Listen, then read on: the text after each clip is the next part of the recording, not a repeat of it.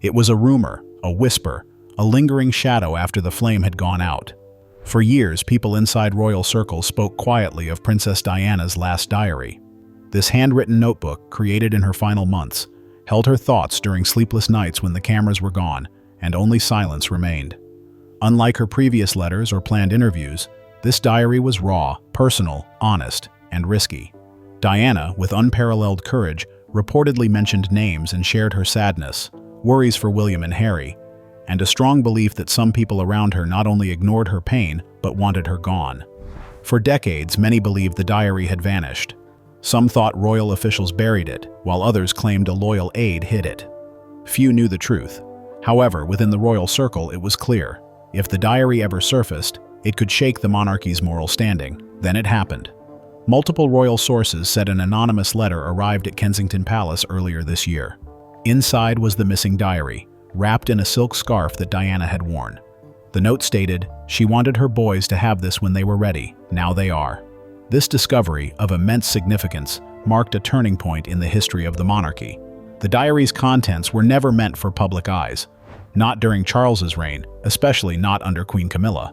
Hidden in those pages were Diana's unfiltered opinions about the woman who broke her marriage, harmed her public image, and ultimately took her place. When Camilla learned that the diary had been discovered, her response was reportedly cold and swift. "It has to be destroyed. There's no discussion, just panic," said a senior staffer. Camilla quickly gathered top officials and ordered, "Burn, bury, and delete it." She didn't know that William and Kate had already obtained the diary. They wouldn't let it vanish because it was more than a family memento. It was their mother's voice, a woman's truth, and a legacy Camilla had tried to erase for years. Now the truth was back, and this time, it was staying. Princess Diana was a royal icon, philanthropist, mother, and rebel. Above all, she was a woman trying to survive in a palace that wanted to silence her. While others weren't listening, she wrote. Diana kept notebooks throughout her life. Some were hopeful, while others reflected her fear and pain. They captured moments of joy, distress, anxiety, and, most importantly, clarity. However, her last diary, written in the previous year of her life, is the most haunting and risky. This diary was not meant for publication or the press. There were no rehearsed lines or subtle hints. These were the words of a woman stripped of pretense, a mother facing constant pressure from an institution that never entirely accepted her, and a person aware that her time was running out. Those close to Diana later described her final months as calm but alert. She had moved past the immediate turmoil of her divorce from Charles, but was not at ease. She saw the monarchy not as a family, but as a machine that punished emotions and rewarded obedience. This emotional turmoil, hidden from the public eye, is a testament to her strength and resilience. Diana shares her deepest thoughts and fears in a recently recovered journal that experts have confirmed is authentic. In one entry, dated just weeks before her tragic death, she writes, "They believe the world has moved on, but the truth remains. The woman he loved will now be crowned. Camilla, I don't hate her, but I fear her because she knows how to make me disappear." This statement shows her deep sadness, not anger. Other entries show Diana praying for her son's safety. She describes William as the calm in the storm, a boy who carries more than he should. She admires Kate, calling her the kind of woman she hopes William will marry. "He will need someone who seeks the truth, not the throne," she writes. One entry angered Camilla, who allegedly wanted the diary destroyed. "If anything happens to me, don't let them tell my story. Let the boys find my truth. My words, not the rewritten version. My blood speaks louder than the crown." This reflects Diana's fear for her voice, fearing it would be changed or erased from royal history. She worried that Camilla would take the crown while silencing her. For years, this fear seemed accurate. Camilla became queen, Charles was crowned, and Diana's name faded from royal events. Her memory became a symbol instead of a real story, until now. The diary, which the palace said didn't exist, and Camilla wanted destroyed, has reappeared. Each line brings Diana's legacy back to life, rekindling what the monarchy tried to bury. The truth is no longer hidden. It's written down, has been read, and is about to be revealed. Camilla's world begins to collapse. Queen Camilla's carefully built image began to fall apart as soon as people found out about the diary.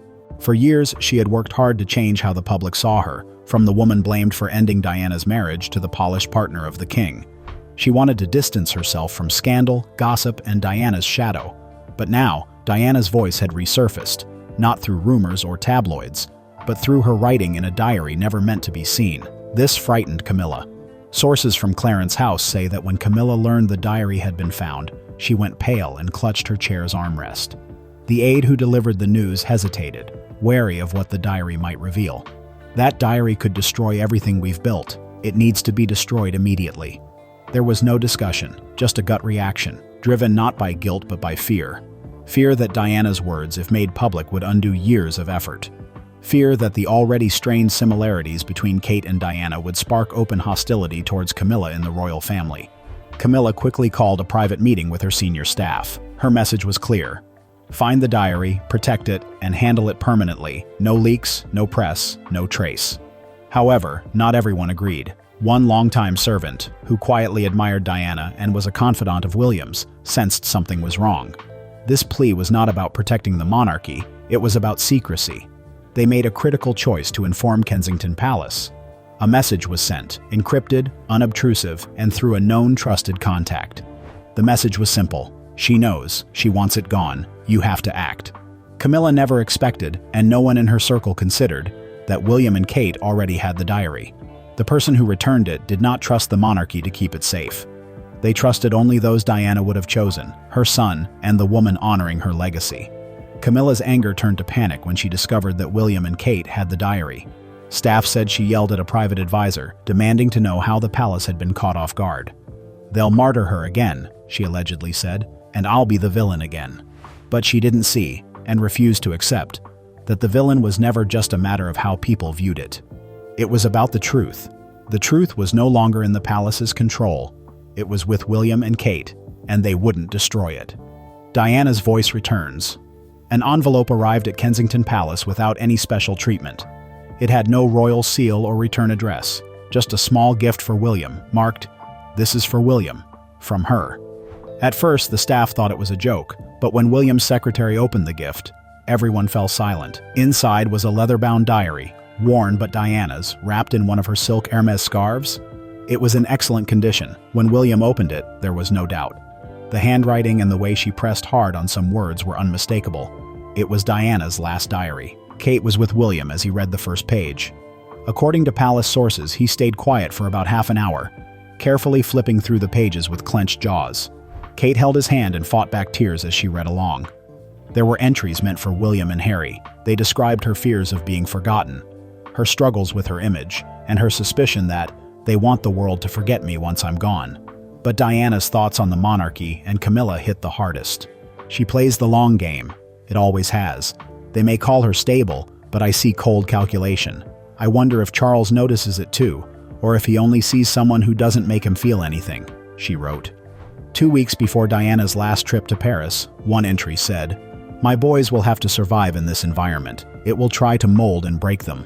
I hope William finds someone who values truth more than images. Someone who will keep him safe from all of this, even when I can no longer." Kate supposedly cried at that line. William said nothing. He just held her hand tightly. They both understood the significance. This wasn't just a diary, it was Diana's legacy. A final message, an act of protection, filled with love and concern. William decided the diary would not be destroyed, changed, archived, or used for political purposes. "This isn't a weapon," he told Kate. "It's her voice, and it's about time folks heard it."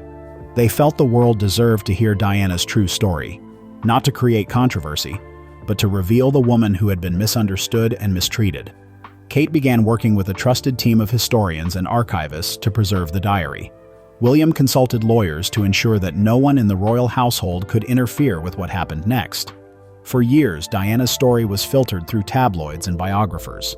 Now she could speak freely, and with William and Kate's help, her voice would not be silenced again. A royal confrontation. Tension had been rising for days. Rumors circulated that William and Kate had Diana's last journal. While the palace stayed quiet in public, emotions ran high behind the scenes, especially at Clarence's house, where Camilla went from worried to furious. She wanted answers, demanded control, and insisted on getting the diary, but William made his choice. The argument happened during a private family gathering, organized by Charles to calm the situation. However, calmness did not occur. A royal source revealed that Charles entered the room already stressed. He urged William not to escalate the issue and to consider the crown's dignity.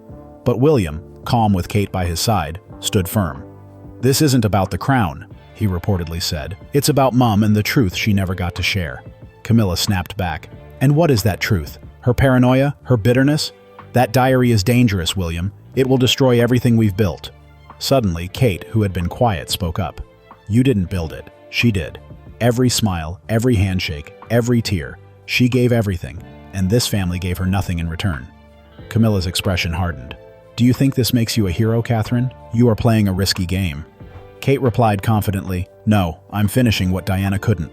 Charles, caught between his wife and son, tried to mediate.